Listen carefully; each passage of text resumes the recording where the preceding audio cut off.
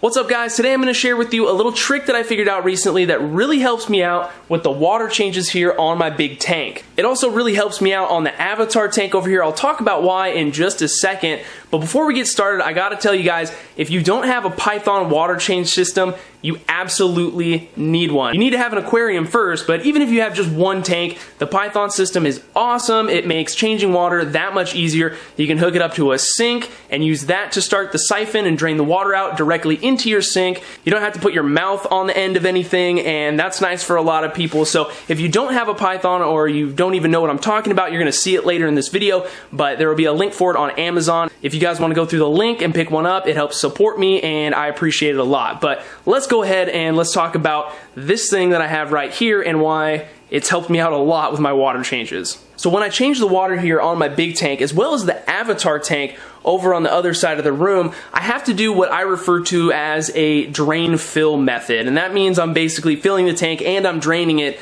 simultaneously. And the reason that I have to do this is because of the aquascapes I have. The Avatar tank, if we drain too much water out, then the structures in there are gonna start to sag and they could break.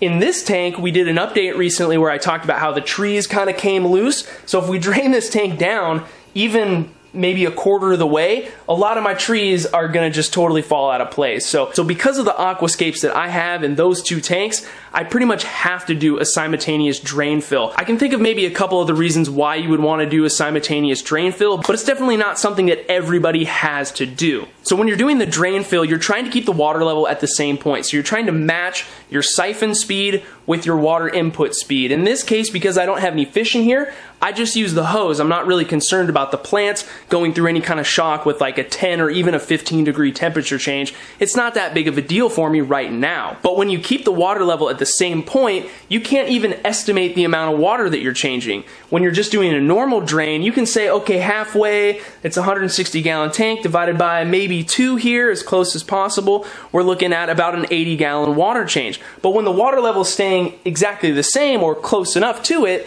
you have no idea how many gallons you're changing. So trying to find a solution for figuring out how many gallons I'm taking out of the tank, I came across this little piece right here. I'll also have a link for where I got this on Amazon, just in case this is a water change method that you also happen to use. So this thing right here, it's just a water gauge meter. So that's meant to hook up to the hose or you're somewhere along the line on your hose. It's used to estimate the amount of water that you're using, and that's exactly what I wanted it for. So I ended up having to get a little adapter piece here from Lowe's to screw into it, and this allows me to screw it into the end of my Python. So as I'm draining the tank, I get a pretty accurate readout of the amount of gallons that I've drained from the aquarium. I went ahead and tested this for accuracy by just putting the siphon into a 5-gallon bucket and then seeing how close it was to actually reading out 5 gallons once the bucket got full, and it was very, very close. So that's pretty cool. Now when I do my water changes, I can screw this thing onto the end every time and I can monitor how much I'm changing. With this tank right now, the water changes aren't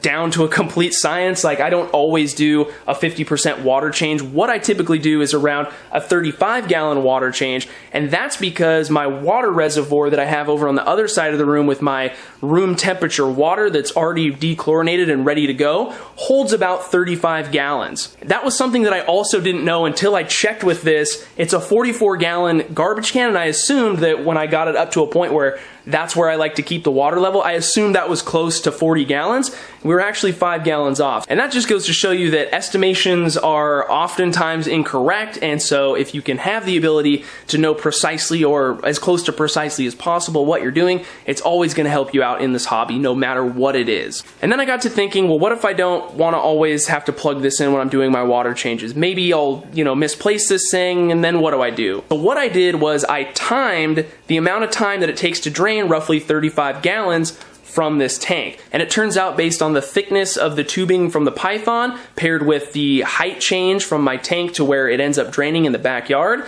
that it takes about 20 minutes for me to change that 35 gallons. So now I don't need to have this. I can just set a timer on my phone for 20 minutes, and I know I've drained roughly 35 gallons of water. And why I did this all with 35 gallons is, again, because my reservoir of clean dechlorinated room temperature water holds 35 gallons. So when I do have fish in this tank and I don't necessarily want to be adding hose water back to the tank, I know that I got 35 gallons in there. It's going to take about 20 minutes, and assuming that my pump over there matches roughly the same speed of water that I was adding in with the hose, then I should know everything pretty much that's going on. So yeah guys, that's pretty much it. Just wanted to share a quick video with you today. If you want to get your hands on a Python water change system, I highly recommend you do. Again, there will be a link for that as well as this little thing down in the description if this is a method that you've been using and you've been estimating how much and you'd like to get a more approximate answer of how many gallons you're changing. So thanks so much for watching, guys. Don't forget to subscribe if you're new. Hit the notification bell so you know when the next episode comes out. And thank you again for watching, and we'll see you next time.